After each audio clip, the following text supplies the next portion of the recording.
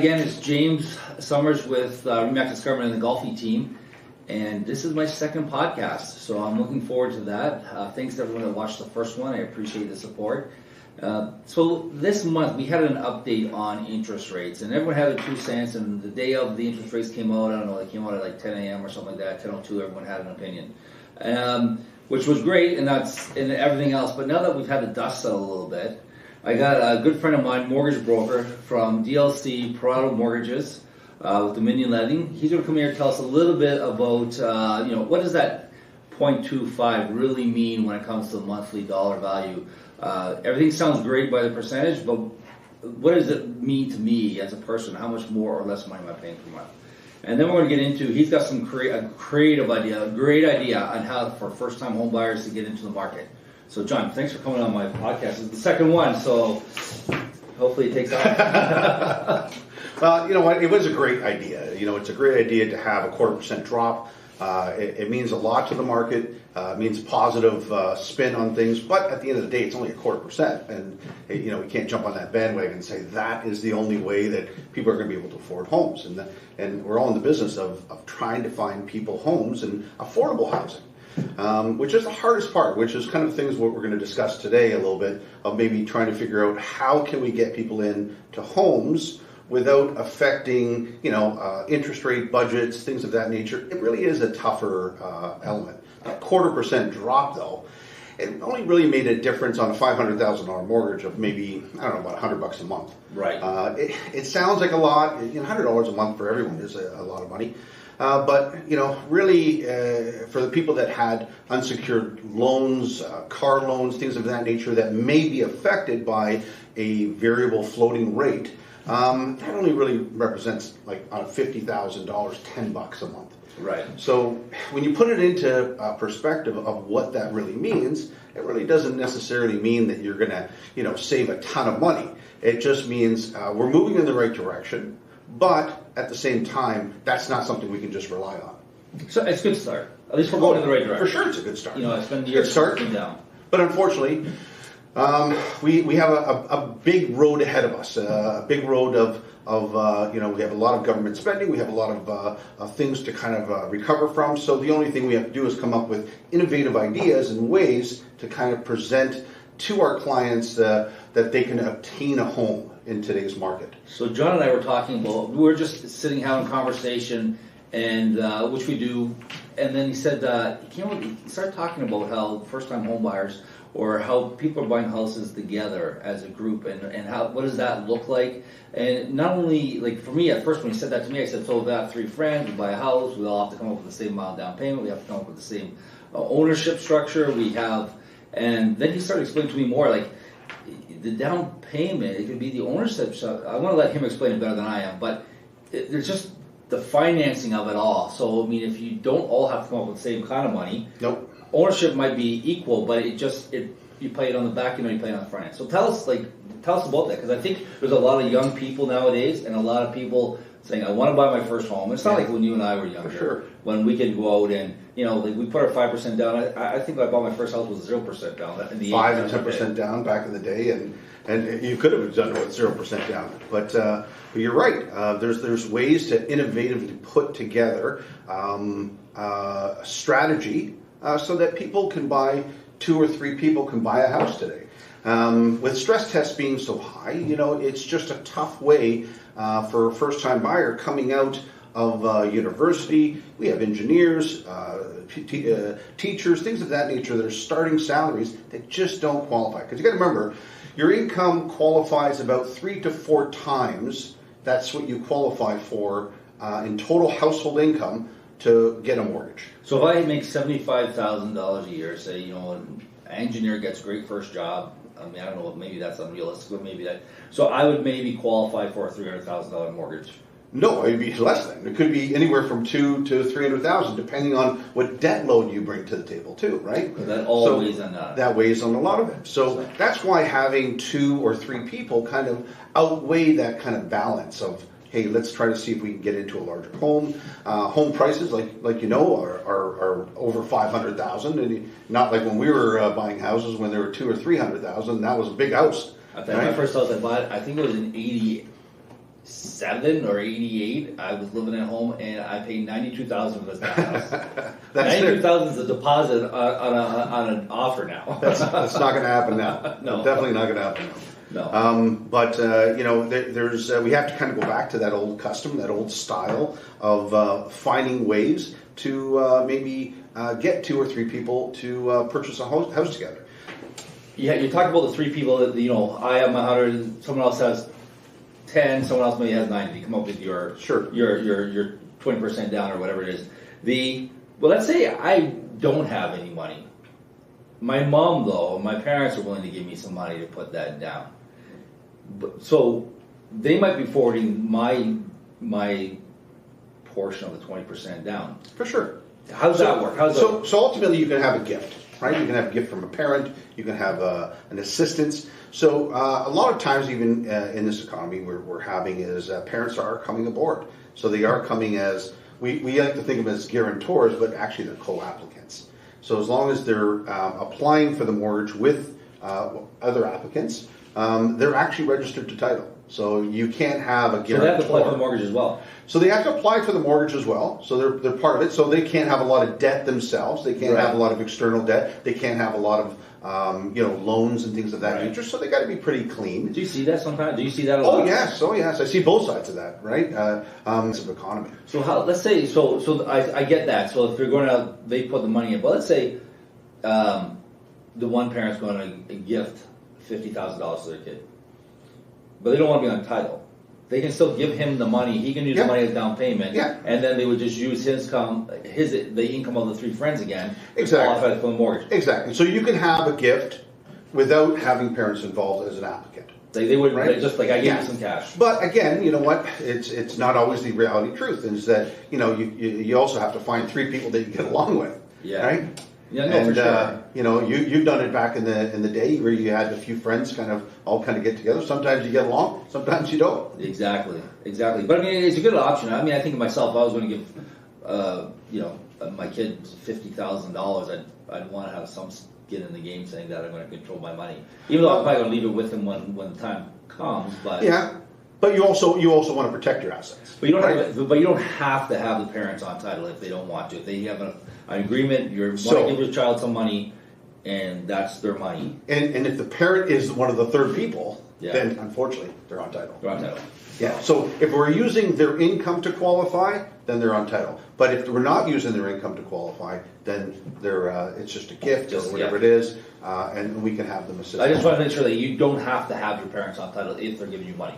No, it's just a gift letter, and we have to mention that to the applicant or in the application to the lenders, and it allows us to kind of formulate the best kind of plan for either 2 or 3 people trying to buy a house, or is it 2 people plus parents trying to buy the house? Right. So there's a lot of different options for many people to consider.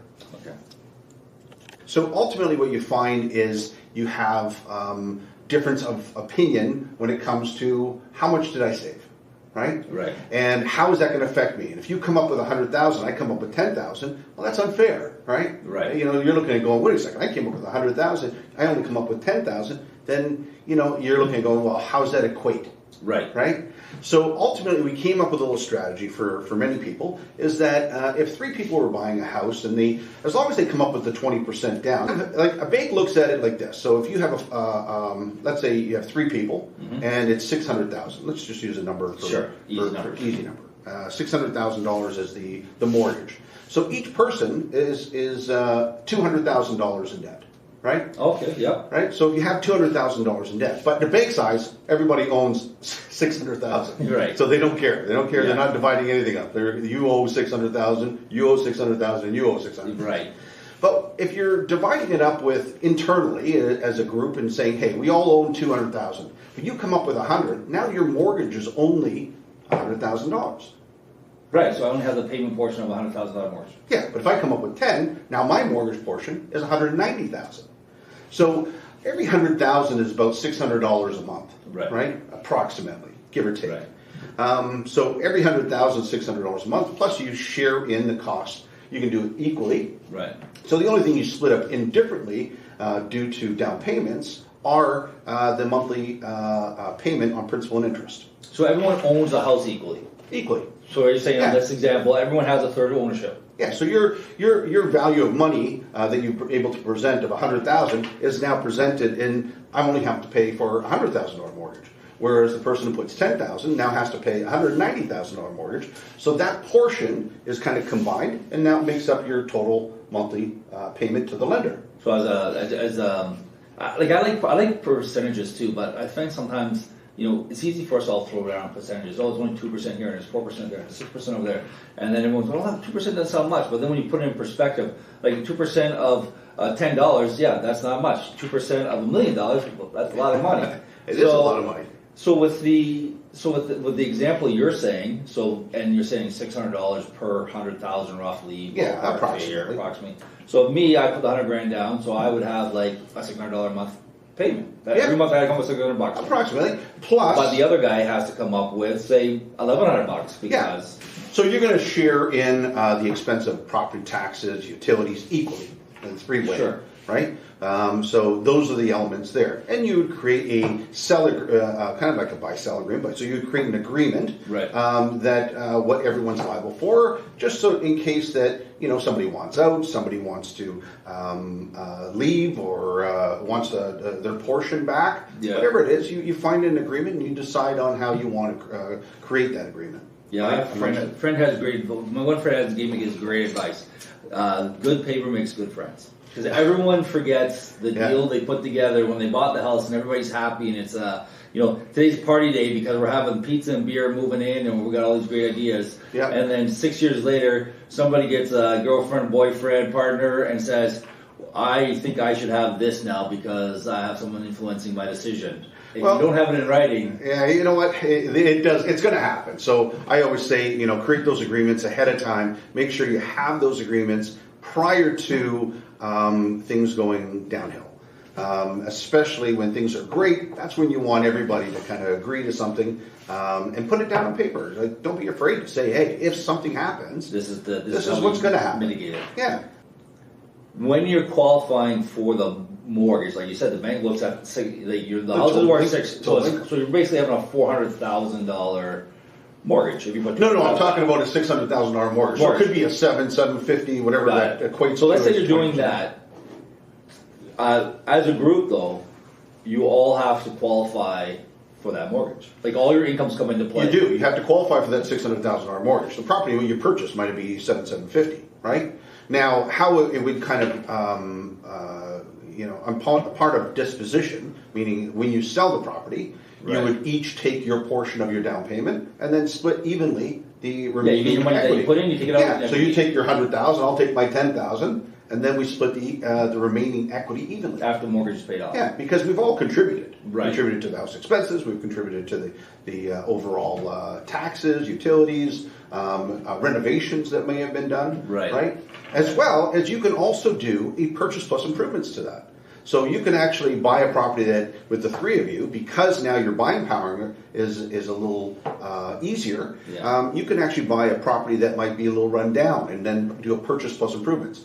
Definitely another topic for discussion. But it's always nice to have that thought process that, hey, something else is there. So if you want to renovate or you want to add a unit or you want to do something and you want that could actually benefit you.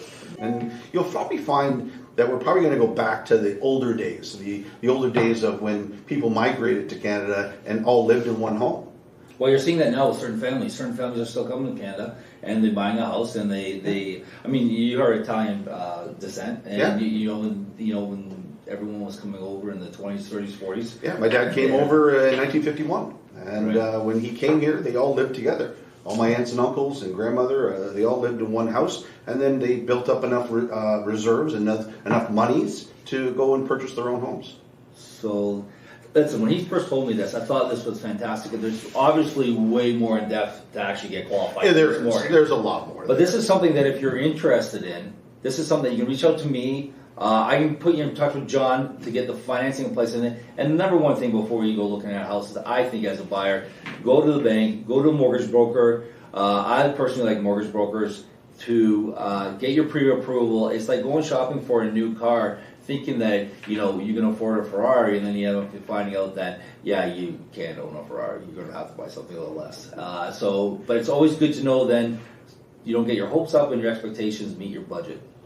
It's a good way, like you know, is to get your feet wet, get kind of into the market, and then, you know, kind of go from there. And then at least you have something to sell. At least there's a tangible item, money to come back to you and go, hey, now I can buy my next house. Right. When you get to that point, where next stage of your life, when you're starting out like that. So we're going to put John's contact information on here. You can call him directly. Mine will be in there as well. And so I know you have a couple of offices. I think there are. I know one's in Burlington. Yep. If you're going to meet with this guy, you should check out his office. It's right on the corner of Brent and Lakeshore. It is got the best views of the water in the summertime, and tons of restaurants. I mean, it's worth going downtown Burlington anytime, anyways. So yeah, we're at 1477 Lakeshore Road, right on the corner of Brant and Lakeshore, and 3400 Fairview, which is just near, almost near Walker's Line. On Fairview. So, John, thanks again for coming, and thanks for explaining that. I think that's just a cool idea to get in the market, as opposed to everyone, because we're paying rents now. I mean, the three of you are going to be paying really a couple $1,000s a month each in rents, whereas, you know, if you think about that, $6,000, not using the math that you used, I mean, $6,000 a month in rents, you potentially could buy $1 million house. Like, I mean, so it's a better way to go. Again, thanks, John. Appreciate you having me.